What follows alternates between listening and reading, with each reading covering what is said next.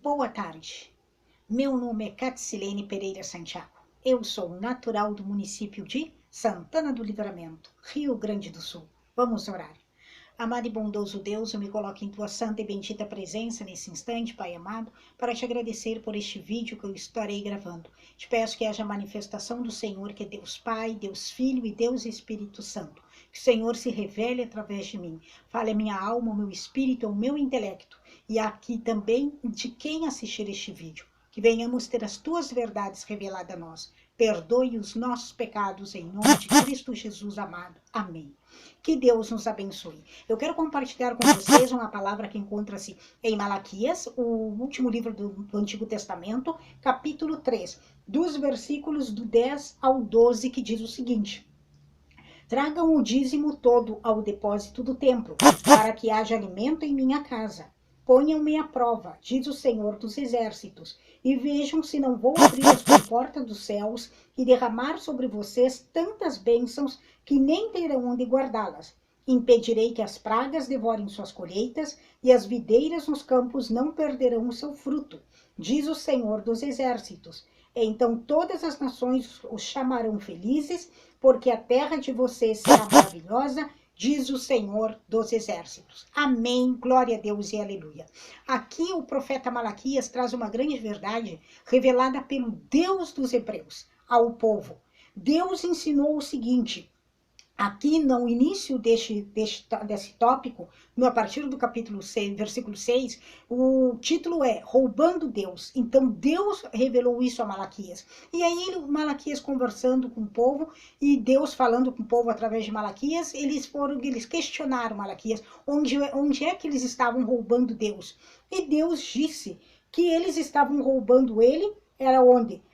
Como é que nós te roubamos? Aí Deus responde, nos dízimos e nas ofertas. Vocês estão debaixo da grande maldição, porque estão me roubando. E a nação toda a nação toda está roubando. Então o povo estava roubando Deus. Roubando como? Não devolvendo aquilo que foi acordado. Quando Deus tirou o povo da terra do Egito e ele separou depois o povo em 12 grupos e colocou 12 príncipes deles como representante de cada grupo, uma das tribos era a tribo de Levi. E o que Deus deixou bem claro? E está lá nas leis, está lá em Levíticos, em Deuteronômio, nas leis que Deus passou, nas instruções, que a tribo de Levi não iria ganhar terra. A tribo de Levi, quando vencessem nas guerras o povo de Israel, não poderia ficar com nada. Nada que eles ganhassem do povo vencido. Então, aquele povo que perdia, o Deus dizia, vocês vão vencer a batalha e vocês podem ficarem com ouro, a prata, todas as riquezas, mas vocês terão que devolver tanto por cento, 10% lá no meu templo, que naquele primeiro momento era estilo uma tenda que eles armavam. Mas o que ele disse? Que os levitas, eles não poderiam ficar. Eles seriam sustentados por quem? Pelas doações do povo. Então o povo levaria, vamos supor, se eles plantassem, eles levariam 10% do que eles plantaram, as primícias, entregariam no templo do Senhor. E no templo do Senhor, ali daquela colheita, um pouco iria o quê? Para o sustento dos sumos sacerdotes, para o sustento dos levitas. E hoje em dia, todos os líderes espirituais que dizem-se cristãos, eles dizem-se serem levitas. Eles dizem-se serem o quê? Parte do povo que representa o sacerdócio específico para fazer o quê? O ritual, a cerimônia espiritual e religiosa. E aí o que acontece? Cabe o quê? A todo cristão que é fiel devolver o seu dízimo, a sua oferta, aquilo que foi acordado por Deus com o seu povo. Por quê? Porque deste dinheiro sairá o quê? Sairá o pagamento dos pastores, sairá, e se a Igreja Católica segue essa mesma doutrina, sairá o pagamento dos padres, e eles serão sustentados pelos membros, mas aquilo que foi acordado. E eles, desse dinheiro que é deixado na casa de Deus Pai, serve o quê? Para manutenção. Porque Deus disse o que aqui? Tragam o dízimo todo ao depósito do templo, para que haja alimento em minha casa. Então Deus estava dizendo que o povo dele teria que sustentar a casa dele. E o povo sustentava também e tinha essa obrigação de ajudar no sustento de quem? Dos levitas. Esse povo, essa parte, essa tribo dos levitas, que foi separada por Deus para serem sumos sacerdotes, eles recebiam a própria essência de Deus Pai Todo-Poderoso na terra. Toda vez que eles entravam no lugar santíssimo, no lugar santo e no santíssimo, que Deus ainda escalava quem é que entraria dos levitas, ele tinha um grupo, mas ele escolhia, dentro de cada ritual, segundo o que ele determinava, ele escolhia quem entrava. E aquele recebia o próprio Deus Pai Todo-Poderoso na terra. E Deus fazia os rituais, fazia a preparação cerimonial, perdoava os pecados do povo através daquele sumo sacerdote, porque o sumo sacerdote é o quê? Era um instrumento de Deus Pai, era a casa santa de Deus Pai. E ali Deus deixa claro aqui que temos que levar os dízimos e as ofertas para que haja alimento onde? Na casa de Deus Pai. E se cada levita era a própria casa, o tabernáculo santo de Deus Pai na terra, essa tribo tinha que ser sustentada pelo povo. E nós, hoje em dia, como cristãos, que dizemos ser puros, santos e verdadeiros, temos que cumprir esta ordenança. Temos que entregar os nossos dízimos, as nossas ofertas, onde Deus designar. Porque hoje em dia existem tantas religiões, tantas instituições religiosas, que é difícil de dizermos qual é a verdadeira. Verdadeira não por causa da placa, mas verdadeira o quê? Que verdadeiramente quem está à frente é um levita de Deus Pai. Porque o levita de Deus Pai, ele recebe a própria presença de Deus Pai. Onde tem um sacerdote levítico, levita de Deus Pai, aquele ali é um templo de Deus Pai. Ali nós temos uma casa de Deus Pai. Ali nós devemos ofertar. Ali nós devemos dizimar. Você não precisa ser membro de uma igreja. Você não precisa nem frequentar a igreja. Porque eu conheço muitas pessoas que não colocam os pés dentro da igreja. Mas o que elas fazem? Elas gostam de contribuir, ajudam com cestas básicas, ajudam famílias. Elas pedem para alguém que conheça um membro daquela instituição religiosa e escolhem alguém para ajudar. Isso daí é o que? Sustentar a casa de Deus Pai. Então, é algo natural. Todo aquele que é cristão, nascido na carne e no sangue de Cristo Jesus, ser um dizimista, ser um ofertante, ter uma mão pronta para liberar o que? A ajuda na casa de Deus Pai. Eu sei que hoje em dia, como eu disse, existem tantas instituições religiosas e nem todos os pastores, eu não sei como funciona na Igreja Católica, mas o meio cristão protestante, nem todos são levitas de Deus Pai.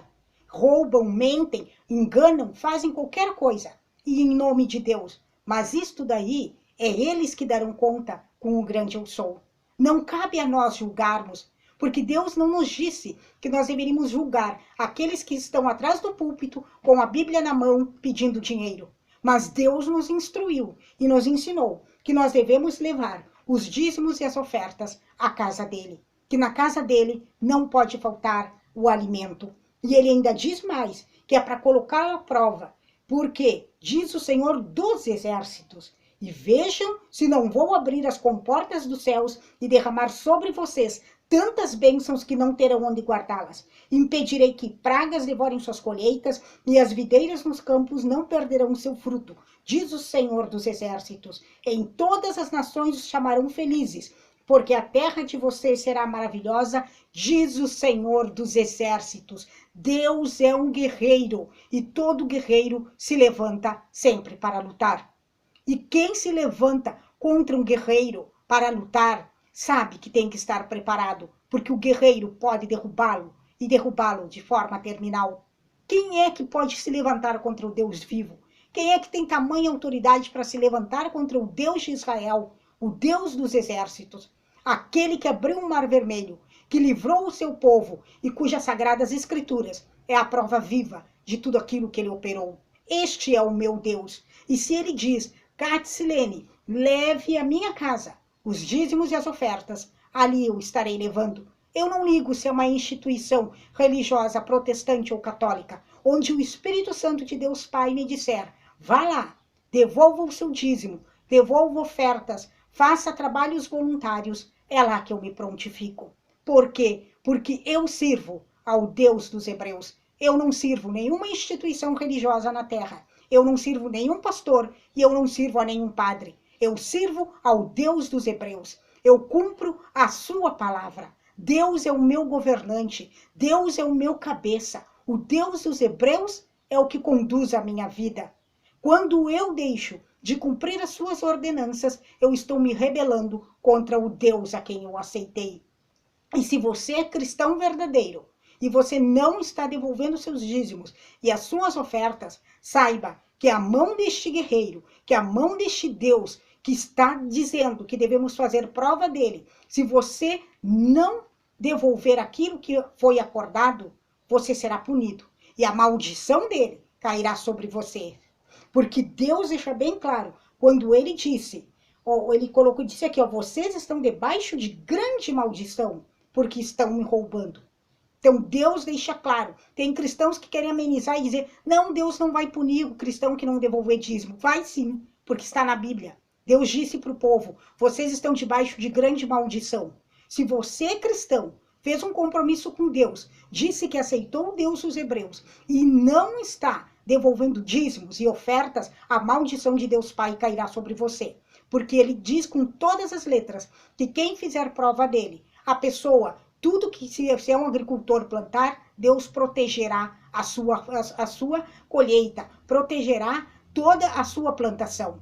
Quem é agricultor sabe que ele lança o quê? A semente na terra, mas trabalha o quê? Com a fé. O agricultor tem que ter fé, senão ele não planta, porque a função dele é preparar o solo e lançar a semente. Mas quem é que vai garantir que aquela semente vai germinar? Quem é que vai controlar os fenômenos da natureza?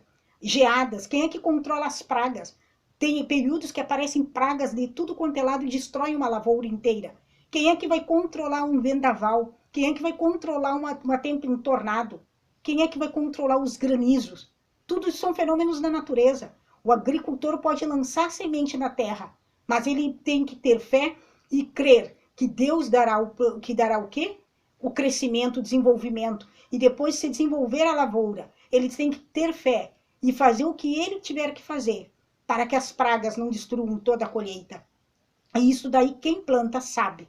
Então, Deus deu este exemplo, que ele ainda protegeria as plantações daqueles que fossem fiéis. E é só uma simbologia para o que as pessoas compreenderem, que aquele que for fiel, aquele que não roubá-lo, ele vai proteger, ele vai trazer o mantimento, ele vai sustentar e vai impedir que a sanguessuga, que a Dadá e as suas filhas e que os espíritos devoradores destruam aquilo que você comprar, destruam aquilo que você colocar dentro do seu lar, sejam alimentos ou bens materiais.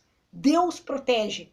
Aí você pode pensar e dizer, mas eu devolvo o dízimo, eu devolvo a oferta e a minha vida parece que trava. Porque tem muitos cristãos que começam a dizimar e a vida tranca. Mas o que Deus disse? Façam prova de mim. E a prova passa o quê? Toda a prova passa pelo período do tempo e passa pelo fogo. Se o cristão não está disposto a esperar o tempo de Deus, então ele não pode ser um cristão.